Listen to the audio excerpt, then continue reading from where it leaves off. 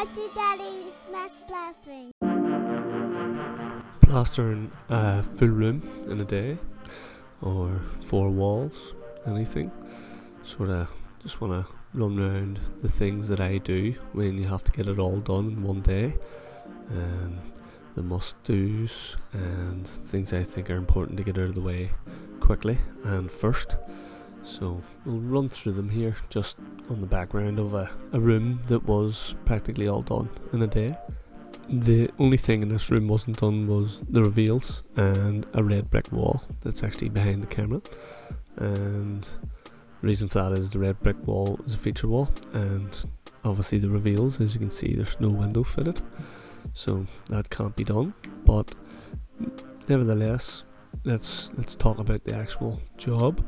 So on this one, there's a ceiling to be done and 3 walls, and the things I think is most important to do first if you're doing the ceiling is to possibly get in, scrim tape it, re-screw it, and get it PVA'd as quickly as possible. Obviously don't rush, you want to make sure you don't miss any bits and pieces, otherwise your ceiling could fail.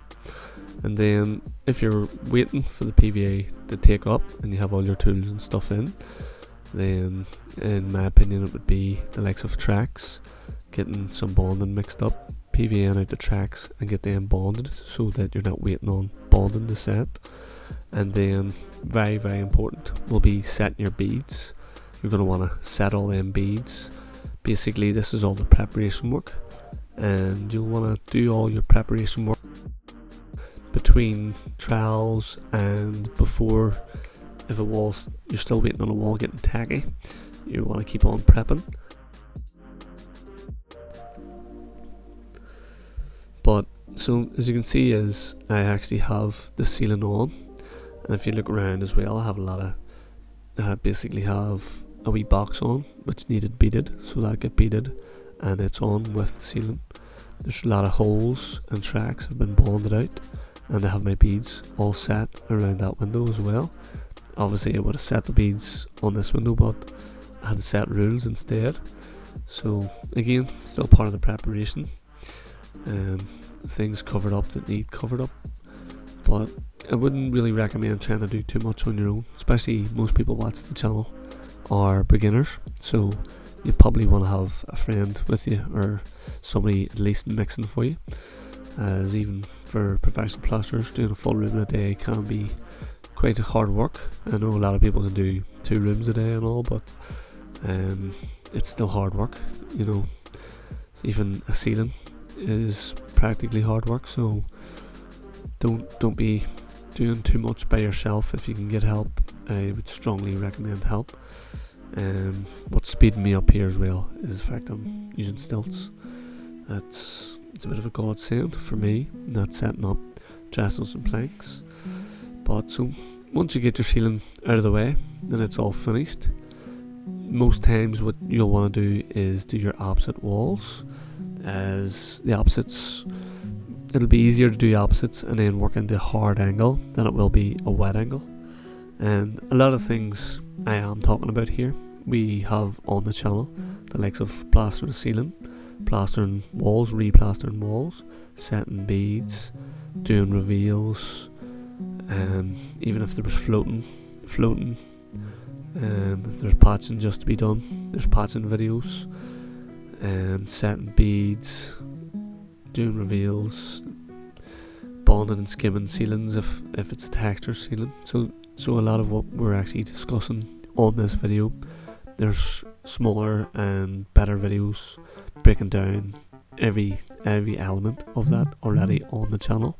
So if you're more interested in them, you can shoot me a comment and I can drop you a link, or just jump onto the channel and you'll be able to find all them details that you'll need. But again, wet angles as well. If you want to do wet angles, it might speed you up again. You might be capable, maybe picking up speed, where you feel like you could do 3 walls in one go with wet angles. It really would speed up. The likes of this room, I'm only going to have 1 wet angle, as the wee box actually breaks it up. So after I get off the ceiling, I'll be straight onto that.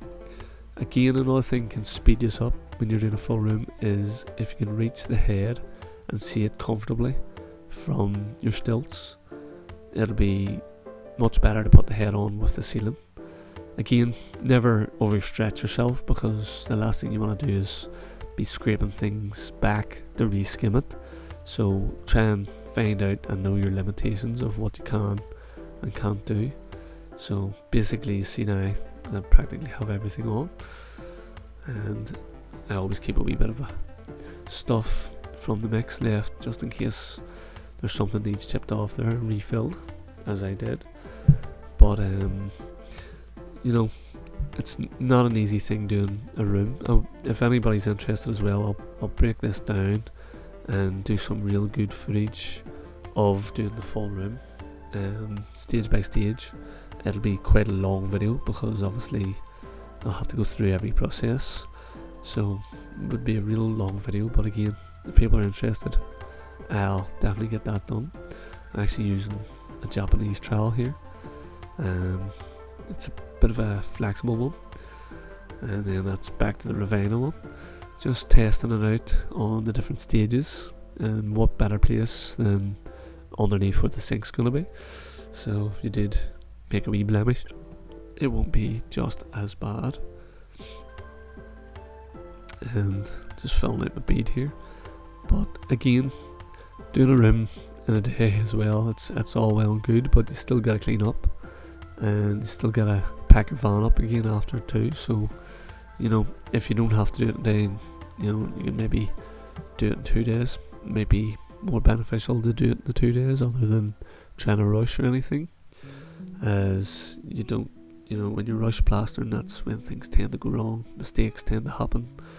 You know, even be it beads moving. I know a lot of people say they can throw on lots of reveals and lots of beads in 10 minutes, but to set them really good, I would recommend you spend a good bit of time on each and every bead.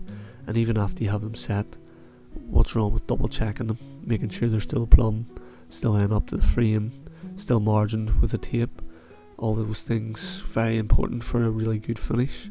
And again, I go through all them in great detail on their own videos on the channel. But yeah, if there's any questions, for sure, just hit them up. I'll do my best to answer them. So you can see a bit sloppy around the light switch there. I would recommend your second coat being a bit neater than all them sharp lines I've left there. Possibly was testing out the Japanese trowel again. It's a bit new, but I know a couple of people say they're using them, they're loving them. I haven't had any big issues with it.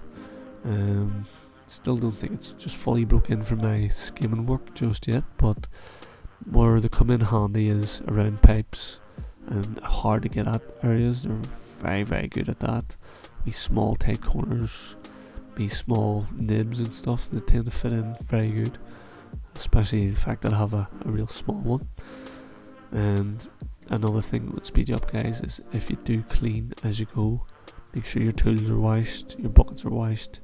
When you are doing round reveals and stuff, you constantly clean them, as this will all speed you up when it comes clean up time. Even maybe midway through the day, give a quick scrape up just before your lunch, so that the floor is not just absolutely covered, or dust sheets.